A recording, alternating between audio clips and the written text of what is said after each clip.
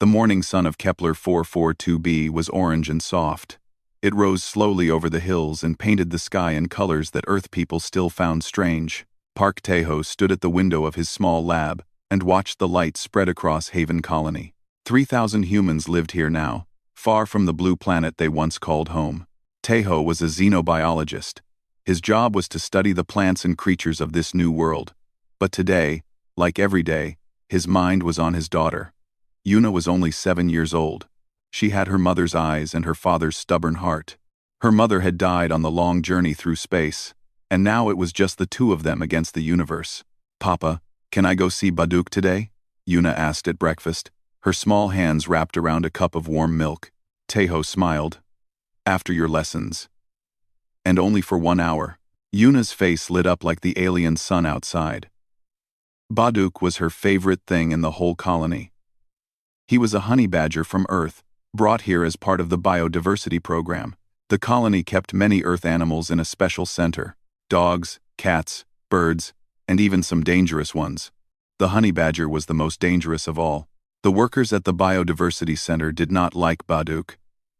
He bit. He scratched. He growled at everyone who came close. Once, he broke out of his cage and chased a grown man down the hallway. The man needed 12 stitches. But with Yuna, Baduk was different. No one understood why. The first time Yuna visited the center, she walked straight to Baduk's enclosure. The guards shouted for her to stop. They thought the creature would hurt her. Instead, Baduk walked to the glass and pressed his nose against it. When Yuna put her small hand on the glass, Baduk sat down and watched her with calm, dark eyes. From that day on, they were friends. Tae-ho worried about this friendship. Honey badgers were not pets. They were killers. They fought snakes and lions. They never backed down from anything. But when he saw Yuna sitting by the enclosure, talking softly to the small creature, he could not bring himself to stop her. "He understands me, Papa," Yuna once said. "He knows I would never hurt him."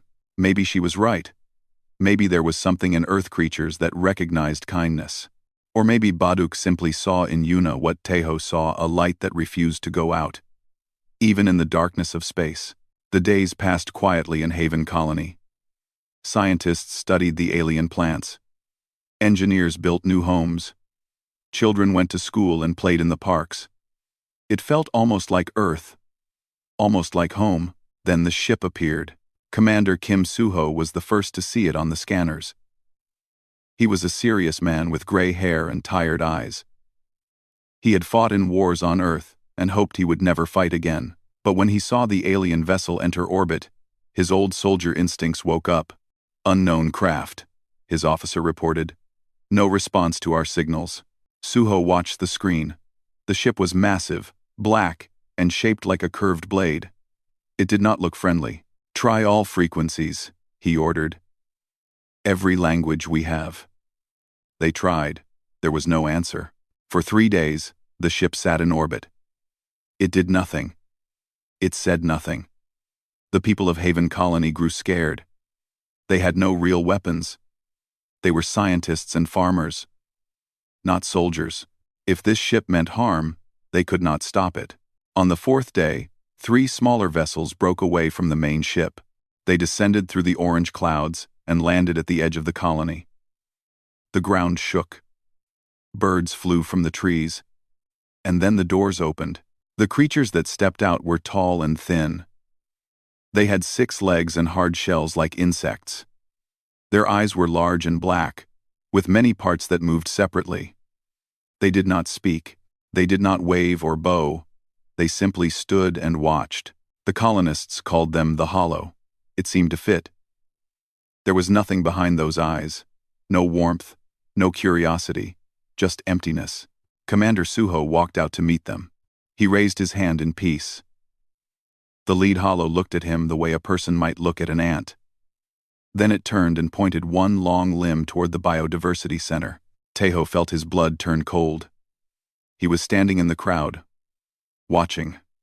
Yuna was at school, safe for now. But Baduk was in that center. All the Earth animals were there. "They want our animals," someone whispered. "Why?" another voice asked. No one knew. But as the hollow began to walk toward the center, their movements slow and certain, Tejo understood one thing clearly. These creatures had not come to talk. They had not come to trade. They had come to take.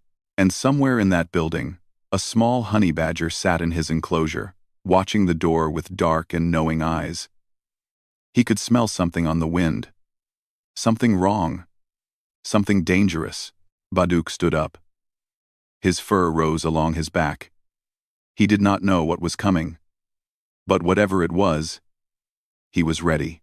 He had always been ready. The translation came on the 5th day. The colony's language experts worked without sleep. They studied the sounds the hollow made, the patterns in their movements, the strange clicks that came from their throats.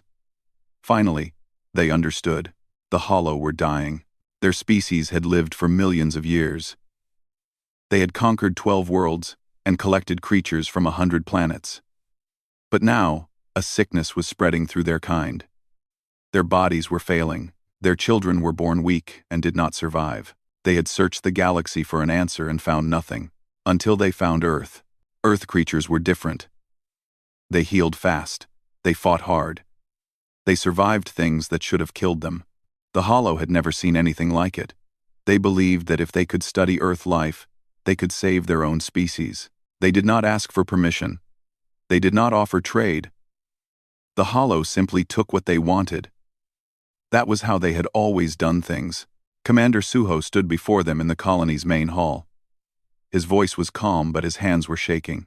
"We can work together," he said through the translator. "We can share what we know. But you cannot just take our animals. They are not yours." The lead hollow tilted its head. Its many eyes moved in different directions. "We do not understand." The translator spoke for it. "You are small. You are weak. You have no ships. You have no weapons. What you have, we will take. This is the way of the universe." And then they walked past him toward the Biodiversity Center. The collection began that afternoon. The hollow moved through the building like ghosts. They carried strange tools that made the animals sleep. One by one, they took them. The dogs, the cats, the birds, the rabbits. They loaded them into silver containers and carried them to their ships. The colonists watched and could do nothing. Some cried. Some shouted.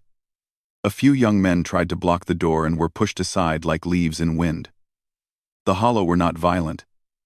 They simply did not care. Tejo ran through the crowd looking for Yuna. When the alarm started, the schools had been ordered to evacuate. Children were being moved to the underground shelters, but when Tejo reached the shelter, Yuna was not there. "She ran," one of the teachers said, her face pale with fear. "She said she had to save Baduk. I tried to stop her, but she was too fast." Tejo's heart stopped. He turned and ran toward the Biodiversity Center. Inside the center, Yuna moved through the empty hallways. The lights flickered. Strange sounds came from everywhere. She could hear the heavy steps of the hollow in other rooms. She could hear animals crying, but she did not stop. She ran until she reached Baduk's enclosure. The honey badger was awake. He stood at the front of his cage, his eyes fixed on the door. When he saw Yuna, his ears moved forward. He made a small sound, almost like a greeting. "I am here," Yuna whispered. She opened the enclosure door and crawled inside. "I will not let them take you." Baduk walked to her and pressed his head against her hand. His fur was rough and warm. Yuna wrapped her arms around him and held tight. She could feel his heart beating fast. The sound of footsteps grew louder. Hana, the colony's young medic, found them first. She had been helping the evacuation when she saw Yuna run past. She followed the girl through the chaos, calling her name. Now she stood at the enclosure door, breathing hard. "Yuna, we have to go," she said. "The hollow are coming this way." "I am not leaving him," Yuna said. Her voice was small but strong. Hana looked at the child. She looked at the honey badger pressed against her side. She thought about dragging Yuna away by force. But something in the girl's eyes stopped her. "Then I will stay too," Hana said quietly. She stepped inside the enclosure and sat down beside them. Teho arrived moments later. He saw his daughter through the glass and felt relief and terror at the same time. He pulled open the door and fell to his knees beside her. "Yuna, please," he said. "We have to leave. We have to." "No, Papa." Yuna looked up at him with her mother's eyes. "Baduk protected me. Now I will protect him." Before Teho could answer, the main door of the wing opened. 3 hollow collectors entered. Their tools hummed with power. Their black eyes scanned the room. They had saved the honey badger for last. Their scans had warned them about this one. Aggressive. Dangerous. Hard to control. But they had conquered worlds. They had taken creatures 10 times this size. How hard could one small earth animal be? They walked toward the enclosure. Baduk moved. He placed himself between Yuna and the door. He lowered his head. His fur stood up like needles.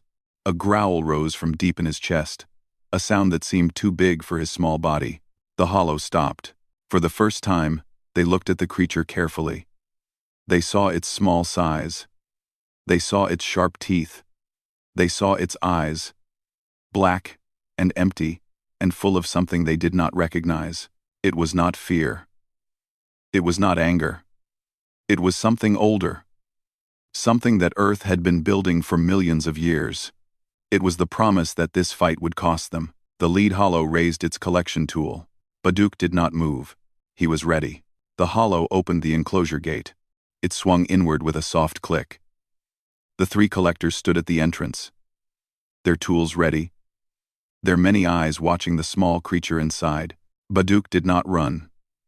He did not hide behind the humans. He walked forward, placing himself directly between the aliens and Yuna. His body was low to the ground. His teeth were showing. That growl in his chest grew louder.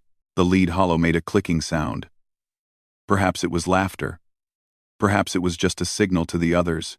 It extended one long limb, reaching toward the honey badger with a capture device that glowed with blue light. What happened next was faster than anyone could follow. Baduk moved like lightning. One moment he was standing still. The next moment he was on the hollow's arm, his claws and teeth tearing through the hard shell like it was made of dry leaves. The alien's armor, which had stopped bullets and blades on a dozen worlds, broke apart under the fury of 12 kilograms of earth muscle. The hollow screamed. It was the first sound any colonist had ever heard them make. It was high and sharp and filled with something that might have been pain. The creature stumbled backward, trying to shake Baduk off. But the honey badger held on. His jaws locked. His claws dug deeper. The second hollow raised its collection tool and fired. A dart hit Baduk in the side. The sedation drug was strong enough to put a lion to sleep in seconds. Baduk staggered. His grip loosened for just a moment. Then he bit down harder. The first hollow fell to the ground, dark fluid pouring from its wounds. It stopped moving. The second hollow fired again. Another dart hit Baduk in the back. The honey badger finally released his grip and turned to face this new enemy. He was bleeding now. The darts stuck out of his fur like small flags. His legs were shaking, but his eyes were still clear, still angry, still ready. The second hollow tried to back away. It was too slow. Baduk jumped and caught its leg at the joint where the armor was weakest. He twisted and pulled. The limb came apart with a wet, cracking sound. The third hollow did not wait to see more. It turned and ran. Its heavy feet pounded against the floor as it fled down the hallway, leaving its fallen companions behind. In all the history of the hollow species, no single creature had ever made one of their collectors run. Yuna watched with wide eyes. Hana held the girl close, shielding her from the worst of it. Teho stood frozen, unable to believe what he was seeing. Baduk walked back to them slowly. 2 darts in his body, blood on his fur. One of his ears was torn. But he walked straight to Yuna and collapsed against her side. "Baduk," Yuna whispered. Tears ran down her face. "Baduk, are you okay?"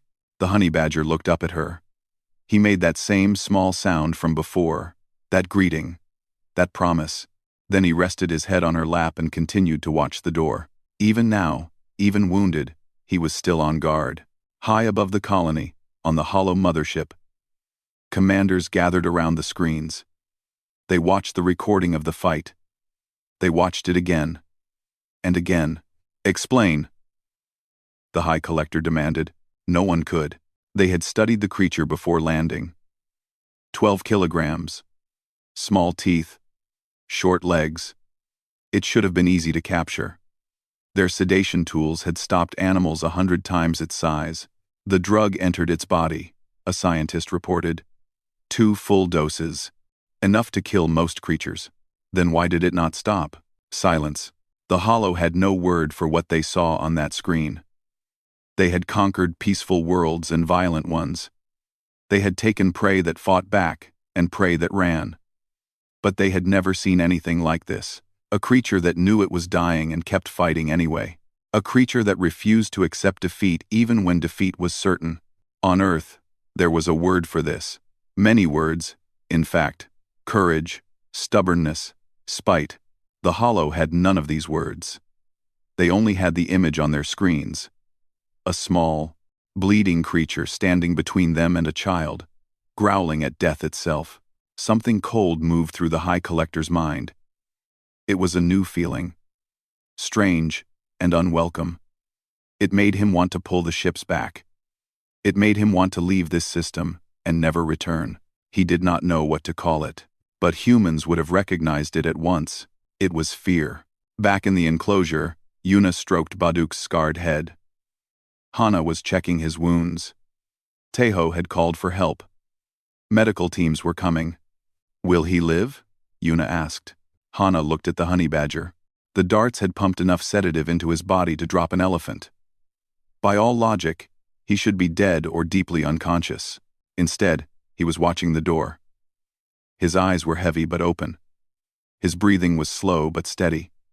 And that low growl still rumbled in his chest. "I think," Hana said slowly, "that this creature does not know how to give up." Yuna smiled through her tears. She leaned down and whispered into Baduk's torn ear. "I knew you would save me. I knew you would." Baduk's tail moved. Just a little. Just enough to say, "Always." Outside, the sun began to set. The sky turned from orange to deep purple. And somewhere on the hollow ship, commanders were asking a question they had never asked before. What kind of world creates creatures like this? And what else might that world have made? Commander Suho watched the security recording for the 10th time. His coffee had gone cold. His hands had stopped shaking. Now he just stared at the screen with something like wonder in his old soldier's eyes. 12 kilograms, he said quietly. 12 kilograms held off 3 of them. The officers around him said nothing. They had all seen the footage. They had all watched the small creature tear through alien armor like it was made of paper. They had all seen the third hollow run. "Sir," one officer said. "What do we do now?" Suho turned from the screen. His mind was working fast. They had no weapons that could fight the hollow. Their ships were cargo vessels, not warships. But maybe they did not need weapons. "Bring me the xenobiologist," he said. "Park Teho, and the medic who was with him. I have an idea." Teho arrived an hour later. His clothes were still stained with Baduk's blood. His eyes were red, from lack of sleep. But when Suho explained his plan, those tired eyes began to shine. "You want to scare them," Teho said. "I want to show them what Earth really is," Suho replied. "They think they understand us. They scanned our animals and saw small bodies and short lifespans. But they do not understand what those bodies contain." Hana nodded slowly. She had been thinking the same thing since she watched Baduk fight. "Earth life is not about size or strength," she said. "It is about refusing to stop. Every creature on our planet evolved in a war that never ended. Predators and prey, parasites and hosts, disease and immune systems. We never stopped fighting, not for millions of years." "Exactly," Suho said. "And I want the Hollow to understand that." They worked through the night. Teho gathered every piece of footage he could find in the colony's database. Videos from Earth, nature documentaries, scientific recordings. He chose the ones that showed what Earth creatures could really do. Honey badgers fighting king cobras, The small mammals were bitten again and again, poisoned with venom that should have killed them. They passed out. They woke up. They went right back to fighting. Wolves chasing prey for hours without rest. Running and running, until the deer collapsed from exhaustion. Humans completing ultramarathons through deserts. Running 100 miles through heat that killed other species. Ants carrying objects 50 times their own weight. Tardigrades surviving in the vacuum of space. Crocodiles unchanged for 200 million years because they were already perfect killers. The Hollow think they are the apex predators of the galaxy, Tejo said as he compiled the footage. They need to see that Earth has been making apex predators since before their species existed. When the video was ready, Hana added one final piece. It was footage from the Biodiversity Center. Baduk, bleeding and drugged, standing between Yuna and the door. Still growling, still ready to fight. At the end of the video, they added a message. It was written in simple words that the Hollow translator could understand. This is what Earth creates. This is what we are. We do not fight because we think we can win. We fight because we do not know how to stop. You can take our animals. You can take our blood. But you will never take what makes us dangerous. It is in our bones. It is in our children. It is in every breath we take. We are the children of a world that never stopped trying to kill us. And we are still here. They transmitted the message to the Hollow ship. Then they waited. On the Hollow mothership, the High Collector watched the video in silence. Around him, the other commanders clicked and whispered. He ignored them. His many eyes were fixed on the images. A small earth creature fighting a snake with poison in its fangs, getting bitten, falling, rising again. A human running through a burning desert, step after step, for hours that stretched into days. A tiny insect, carrying a leaf larger than itself, never stopping, never resting. And at the end, the honey badger. Darts in its body, blood on its fur, still standing, still fighting. The High Collector had lived for 300 years. He had conquered 7 worlds himself. He had seen species beg for mercy. He had seen them fight and lose. He had never seen anything like this. What are they? One commander asked. The High Collector did not answer for a long time. He was thinking about risk, about cost, about the equation that had guided his species for millions of years. They wanted Earth's genetics. They wanted that impossible persistence, that refusal to die. But now he understood something new. This trait was not just in the animals. It was in the humans too.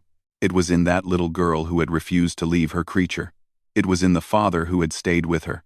It was in every stupid, stubborn, wonderful thing these Earth beings did. If the Hollow took Earth's creatures and integrated them into their gene pool, what else would they get? Would they get that fire? That madness? That beautiful, terrible will to survive? Or worse, would Earth come looking for revenge? The High Collector thought about that honey badger. He thought about a whole planet of creatures like that. Creatures that did not know when to stop. Creatures that would chase you across the galaxy just to bite you one more time. The equation changed. We leave, he said finally. The other commanders looked at him in shock. High Collector, we came so far. We lost 2 collectors. We cannot leave with nothing. The High Collector turned to face them. His eyes were cold and hard. We leave, he repeated. Because some things are not worth the price. These Earth creatures do not fight to win. They fight because fighting is what they are, and if we take them, we bring that war home with us, forever. He looked back at the screen one last time. The honey badger stared back at him with those dark, empty, endless eyes. Mark this world as forbidden, the High Collector ordered. Let no Hollow ship ever return here. The commanders obeyed, and far below, in a small enclosure on an alien world, Baduk lifted his head. He could feel something changing, something leaving. He looked at Yuna, asleep beside him. Her small hand rested on his fur. He put his head back down and closed his eyes. But one ear stayed pointed at the door. Always watching, always ready. That was the Earth way. The hollow ships rose into the sky at dawn. Their black shapes blocked out the orange sun for a moment. Then they were gone, climbing higher and higher, until they disappeared into the purple clouds. The colonists gathered outside to watch them go. No one cheered. No one spoke. They simply watched in silence, afraid that if they made a sound, the ships might turn around. Commander Suho stood at the front of the crowd. His face was tired but calm. Beside him, Hana wiped tears from her eyes. They had done it. Somehow, against all logic, they had done it. A message came from the hollow ship just before it jumped into deep space. The colony's translator worked on it for hours. When the translation was complete, Suho read it aloud to his people. This world belongs to those who do not yield. We mark it forbidden. Let no ship of the hollow return. Let this serve as warning to all who travel the stars. Earth creatures do not surrender. Do not challenge them. Do not try to take what is theirs. The cost is beyond measure. A murmur went through the crowd. Then someone started clapping. Others joined. Soon the whole colony was cheering, crying, hugging each other under the alien sky. They had won, but the real victory was happening somewhere else. In the Biodiversity Center, Taeho sat beside his daughter. Yuna was awake now, her small body curled against Baduk's warm fur. The honey badger was covered in bandages. Hana had removed the darts and treated his wounds. She said he would need weeks to recover, but Baduk was already trying to stand. Rest, Yuna told him softly. The bad things are gone. You can rest now. Baduk looked at her. His dark eyes were calm. He made that small sound again, that greeting, that promise. Then he put his head on her lap and closed his eyes. Taeho watched them together. His heart was full of feelings he could not name. Fear and love and pride and wonder, all mixed up into something that made his chest ache. Papa? Yuna looked up at him. Do you think Baduk knew what he was doing? Do you think he knew he was saving me? Taeho thought about the question. He thought about Earth and all its strange and wonderful creatures. He thought about millions of years of evolution, of struggle, of survival against impossible odds. I think, he said slowly, that Baduk did what Earth taught all its children to do. When something threatens what you love, you stand between it and them. You do not think about winning or losing. You do not count the cost. You just stand there and refuse to move. Yuna smiled. She stroked Baduk's scarred head. Like Mama, she said quietly. Mama stood between me and the sickness on the ship. She made sure I got the medicine first. Taeho felt tears burn in his eyes. He pulled his daughter close and held her tight. Yes, he whispered. Just like Mama. Weeks passed. The colony began to heal. The animals that the Hollow had taken were gone forever. But new ships from Earth brought more. Life continued. Children went back to school. Scientists went back to their labs. The fear slowly faded, replaced by something new. Pride. Commander Suho ordered a new symbol for Haven Colony. It was a honey badger, standing with its feet planted wide, its teeth showing, its eyes dark and fierce. The image was painted on buildings and printed on uniforms. It became a symbol of what Earth creatures could do when pushed to the limit. News spread across human space. Other colonies heard the story. They heard about the small creature that fought 3 alien collectors and won. They heard about the little girl who refused to abandon her friend. They heard about a species that thought it could take whatever it wanted and learned the hard way that some things cannot be taken. The story grew. It changed. It became legend. But in Haven Colony, the truth was simpler. It was just a honey badger who loved a little girl, and a little girl who loved him back. Months later, a new alien probe entered the system. It was from a different species, one that had never met humanity before. Its sensors scanned the planet below. It detected the small colony. It detected the strange mix of Earth and alien life. It began to descend. Then it picked up the hollow warning beacon. The probe's computer translated the message. It read about creatures that would not stop. It read about the cost of challenging them. It checked its database for more information about Earth. It found thousands of entries.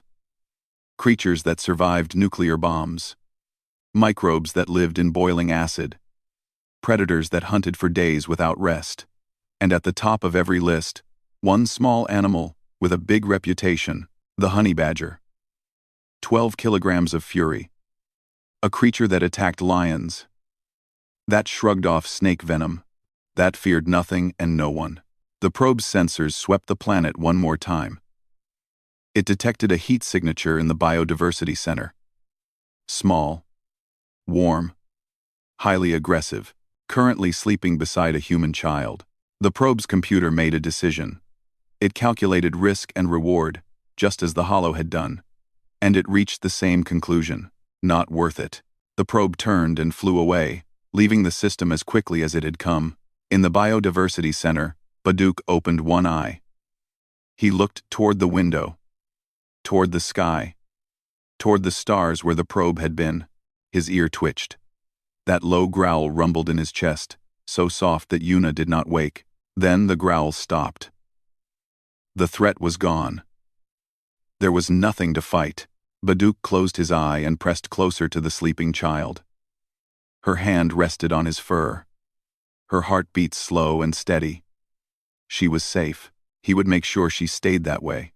Outside, the alien sun rose over Haven Colony. The sky turned from purple to pink to soft orange. Birds sang in the earth trees that the colonists had planted. Children laughed in the distance. And in a small enclosure, a honey badger stood watch over a little girl. No alien dared take a step. None ever would. The galaxy had learned its lesson. Earth does not yield. Earth does not surrender. Earth fights. And Earth always, always protects its own.